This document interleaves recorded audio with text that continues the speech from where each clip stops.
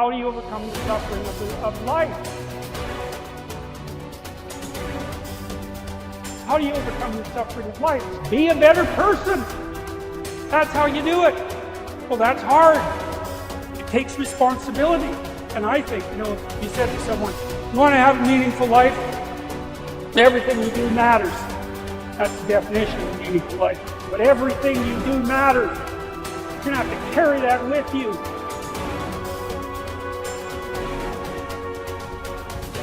Do you realize that every day you thought you wasn't going to make it? Do you remember them days where you thought it was absolutely unbearable and you thought you wasn't going to endure that one? I'm telling you, do me a favor. Just don't let it break you. If you get past it, on the other side of it, it's going to be phenomenal. The ultimate resources are emotional states. If you're creative enough, can you find the answer? Yes or no? If you're determined enough, can you find the breakthrough? Yes or no? If you're passionate, loving enough, can you get someone to help you? Yes or no? If there's no way that you're committed, can you find the money, even if you don't have it? Yes or no? So I said creativity, decisiveness, passion, honesty, sincerity, love. These are the ultimate human resources. And when you engage these resources, you can get any other resource on earth. So if you don't put the work in today, if you don't do the unending, back-breaking work of developing yourself into something greater, the world is going to pass you by. The people that are going to own it are going to be the ones that did that work. And the one promise that I can make you right now is that somebody out there is outworking. Somebody right now is doing the things that I'm saying. Somebody right now is doing the work of failing and getting up and getting better and pushing themselves and triggering that glorious adaptation response that makes humans the apex predator. Someone right now, they're putting in that work.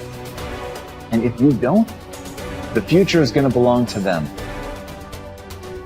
So when you stop outsourcing your happiness, your validation, your support, all of it, and you bring it back in, and you get responsible for it, when you're responsible, when you're the driver of your life, when you're not looking out to anybody else to fix it for you, you're the one that has to do the work. You're the one who has to push your own ass. You're the one who has to figure out what makes you happy. You're the one who has to figure out and become self-aware about what you need. And then you're the one that has to find whatever it is, the courage or being humble enough to ask for help. And as Martin Luther King Jr. said, if you can't fly, then run. If you can't run, then walk. If you can't walk, then crawl. But whatever you do, you have to keep moving forward.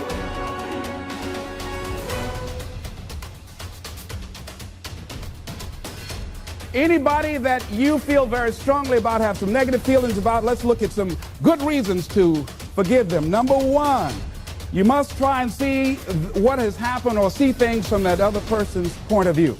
Let's look at it from their point of view. That's one area. That's number one. Then number two, holding a grudge hurts you. Doesn't hurt them.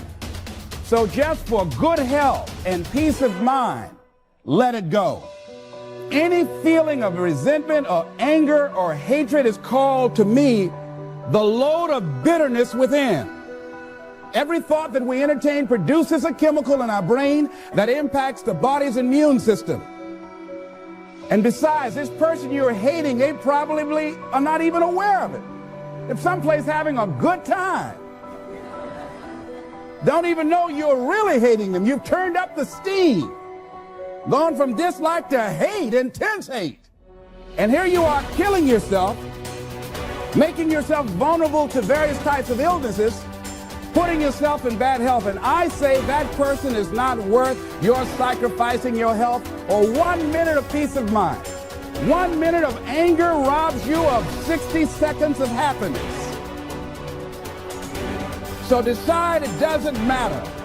Let it go and experience the dignity and the magnanimous sense of character of being big enough to move on and get on with your life.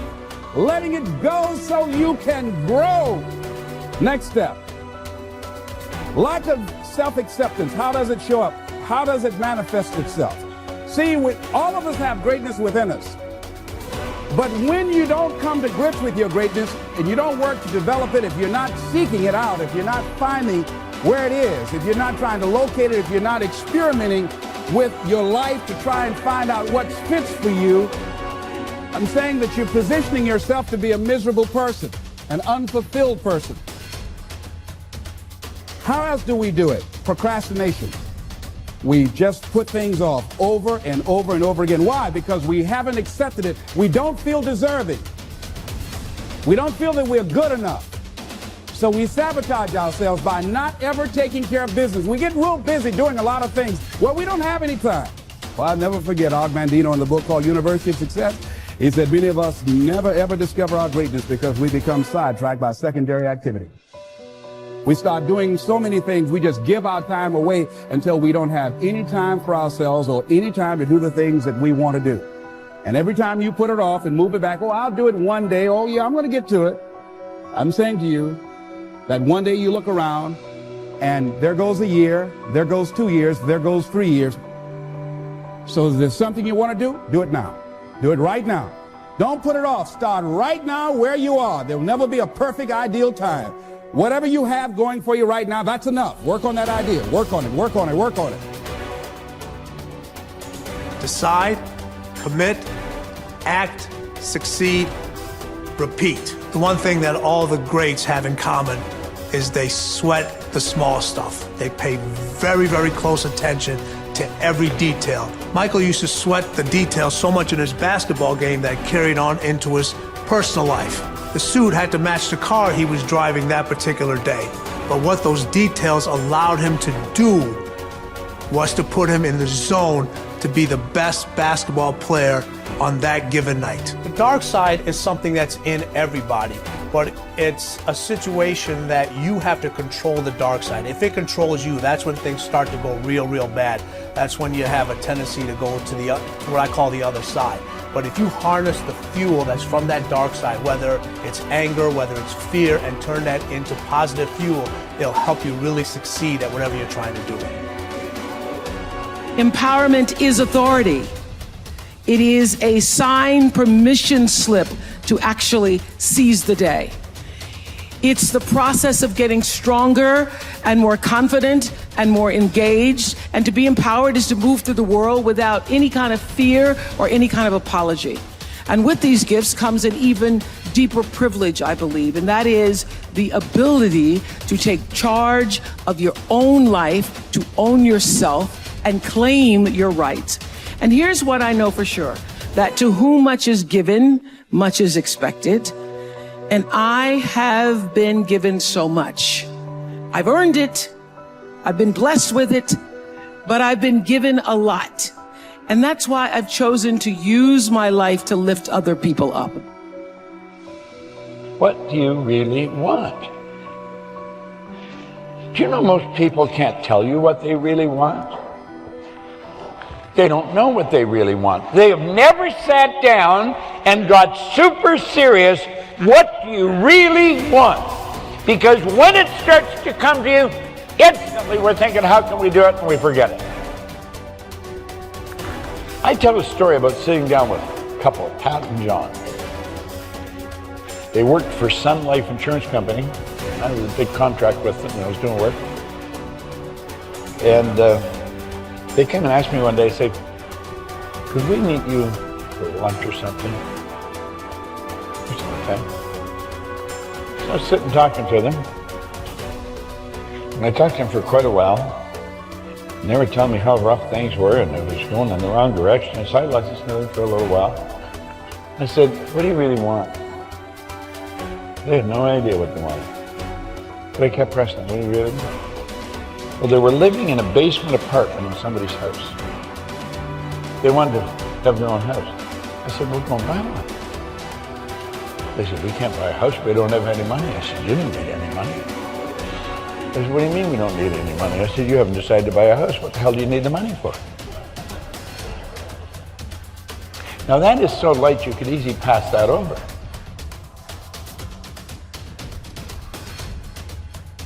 They didn't need the money because they hadn't made a decision to buy the house. If you make the decision to do it, once you make the decision, you have already done it in your mind.